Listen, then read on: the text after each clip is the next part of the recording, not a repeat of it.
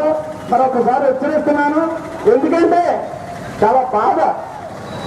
20 సంవత్సరాలుగా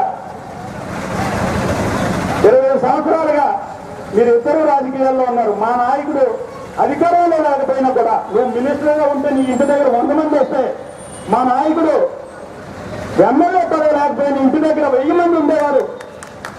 దేనికోసం? నువ్వు మినిస్టర్గా ఉండి ప్రజలకు అందుబాటులో లేకపోయినా ప్రజలు నీకు దగ్గరికి రాకపోవడం కారణం ఏంటి? మీకు తెల్లవారితే ఏసీ రూములు కావాలి, తల్లి పిల్ల వరుస కాదు, నీకు అన్నీ కావాలి, సుఖ సంతోషాలు కావాలి. నువ్వు అలాంటి వారు ఈరోజు 20 సంవత్సరాలు ఈ నియోజకవర్గంలో మంచి పేరు తెచ్చుకుని, ఈ నియోజకవర్గంలో కాదు ఈ రాష్ట్రంలో నెంబర్ 1 ఎమ్మెల్యేగా, ఈరోజు ప్రజలకు అందుబాటులో ఉన్న ఎమ్మెల్యేగా, ప్రతి ఒక్కరు కష్ట సుఖాల్లో పాల్గొంటున్న ఎమ్మెల్యేగా మన్నలు పొందుతుంటే నువ్వేదో గడప గడపకి వైఎస్ఆర్ పేరుతో చట్టసభలం మాటలు మాట్లాడితే చీపులు కట్టుకుంటేనే కాదు చెప్పులతోనే కొట్టాలి మా తమ్ముడు అన్నట్టు గుర్తుపెట్టుకో. మరి ఈరోజు మరి అనేక కార్యక్రమాలు కట్టించుకోవాల్సిన అవసరం లేదు. ఆయన అభివృద్ధి ప్రజలు కష్ట సుఖాల్లో ఎప్పుడు అన్నట్టే ఉంది మన ఎమ్మెల్యే గారికి. మరి మన అందరం చేదోడు వాదులుగా ఉండడమే కాదు, ఎందుకంటే అభివృద్ధికి మారిపోయారు. దానికి ఒక ఉదాహరణ పుష్కరాల్లో. దీనికి ఒక ఉదాహరణ ఎందుకు చెప్తున్నానంటే గతంలో 3 కోట్ల రూపాయలు ఇచ్చి ఎలాంటి చౌకబారు మాటలు మాట్లాడితే గ్రామాల్లో పెరగలేమని చెప్పి హెచ్చరిస్తూ ఈ అవకాశం ఇచ్చింది మీ అందరికీ కూడా కలగజేసుకున్నాం. థ్యాంక్ యూ సార్ భూషణ గారు, థ్యాంక్ యూ వెరీ మచ్. ఒకసారి కులస్తురాలుగా నాకు ఎంతో అన్యాయం చేసిన పనికిమాలి కుట్టాడు. ఈ రోజు ఇది ఎవరిని ఎదుటి మనిషిని ఎత్తే ముందు నా కుటుంబం ఏంటి, నా కూతురు ఏంటి, నా భార్య ఏంటని ఆలోచించుకునే ముందు ఆ కుటుంబం గురించి ఆలోచించుకుని ఏ పరిస్థితిలో ఉన్నానో ఆలోచించుకుని మాట్లాడే పరిస్థితిలో ఉండి వారి పిచ్చుకొక తెలుసుకుంది. ఈరోజు పిచ్చి మాటలు మాట్లాడితే ఒకసారి మహిళలని చూస్తాను.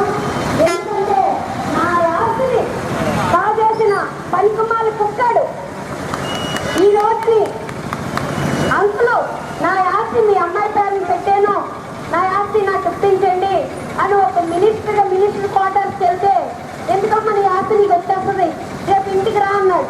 ఇంటికి రా అని చెప్పి నేను హైదరాబాద్ నుంచి పెద్ద మనుషులు తీసుకుని వాడి ఇంటికి వెళ్తే వాడు ఏం మాట్లాడాడో తెలుసా అండి? నీ ఆస్తి నీకు రావాలంటే నా కూతురు కేజీ బంగారం ఇవ్వాలి తీసుకున్నావన్నాడు.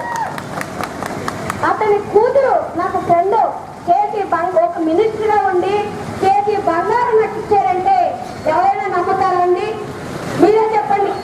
నీకు దమ్ముంటే నీ 60 మంది ఎమ్మెల్యేలు కానీ మన కుటుంబ సభ్యులు కానీ ఎవరైనా నీ పెట్టుబడి సంఘంలో నేను పెడతాను, నీకు దమ్ముంటే వచ్చి మాట్లాడు. నేను వస్తాను, నేను ఒక్కరిదాన్నే వస్తాను. వాళ్ళని పెట్టడం కాదు, నేను ఒక్కరిదాన్నే వస్తాను. ఎమ్మెల్యే నీ 60 మంది ఎమ్మెల్యేలు తీసుకొచ్చి వచ్చినా నాకేం భయం లేదు. నువ్వేం మాట్లాడావో నేను చెప్తాను. నా యాసం చెప్పిన దొంగవి నువ్వు. నీ కూతురికి నీ భార్యకి సమాధానం చెప్పుకోలేని ఎదవి నువ్వు రాజకీయాలు ఏం చేస్తావురా?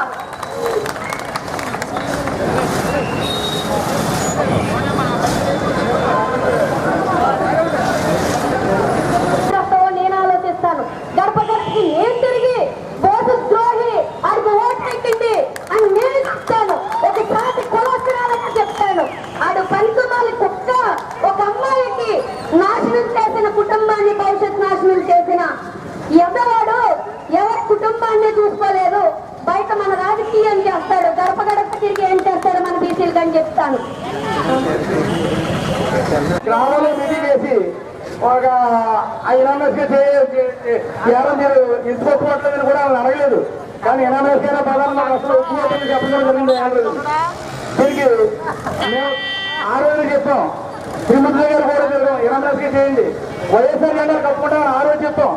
కానీ దీనికి ఎట్టి పరిస్థితుల్లో కూడా ఆయన ఒప్పుకోలేదు. ఈ రోజు అది పోటీ పెట్టింది. ఆ క్యాండిడేట్ ఓడిపోవడం జరిగింది. ఒక లారీ డ్రైవర్ని మా చేతుల మీదుగా నేను 1,50,000 రూపాయలు ఖర్చు పెట్టి ఒక సర్పంచ్ నాకు నెగ్గించడం జరిగింది మా ఎమ్మలో. కానీ అది మన ఎమ్మెల్యే గారు చదవే. ఆయన ఇమ్మంటే ఖచ్చితంగా మేము ఇంటికి నెగ్గించాం మా ఊరి కార్యకర్తలు అందరూ కూడా.